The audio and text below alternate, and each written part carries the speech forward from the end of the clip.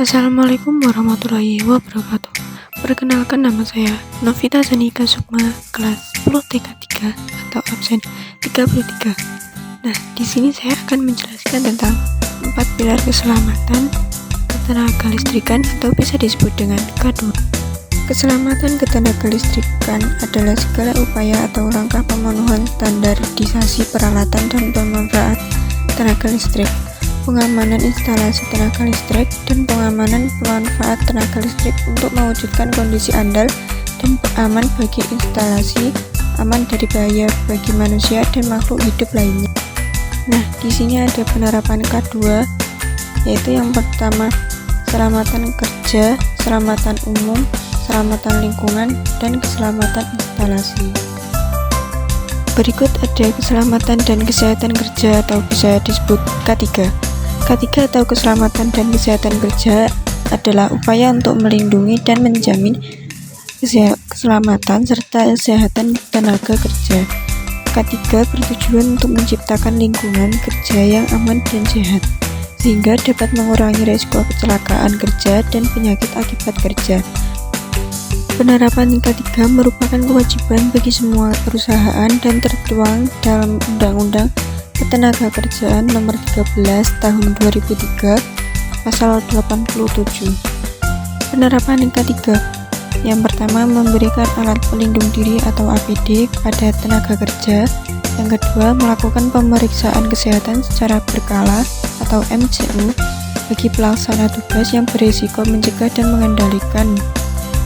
Dan yang ketiga, penyebaran suhu, kelembapan, debu, kotoran, asap, uap, gas, radiasi, kebisingan, dan getaran. Apa sih perbedaan K2 dan K3? Nah, ada keselamatan ketenaga listrikan atau K2, memiliki lingkup keselamatan bagi tenaga kerja, masyarakat umum, sekitar instalasi, serta lingkungan instalasi. Sementara keselamatan dan kesehatan kerja atau K3 memiliki lingkup keselamatan hanya untuk tenaga kerja, perusahaan, atau organisasi. Nah, di sini saya akan menjelaskan tentang 5R. Maksud 5R itu, jadi 5R itu ada rapi, resik, rawat, dan rajin. Merupakan konsep yang diadopsi dari manajemen Jepang yang lebih banyak diaplikasikan pada bidang industri.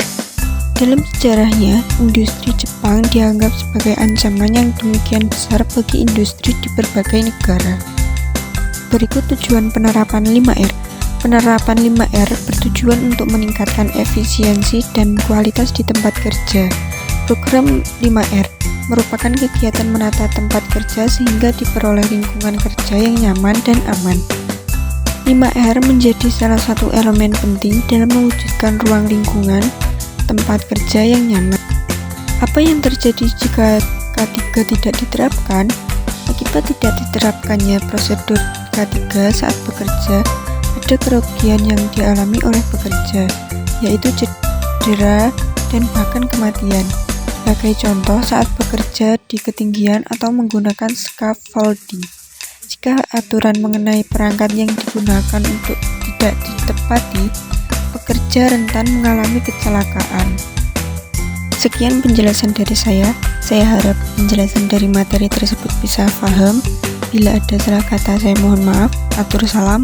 Wassalamualaikum warahmatullahi wabarakatuh.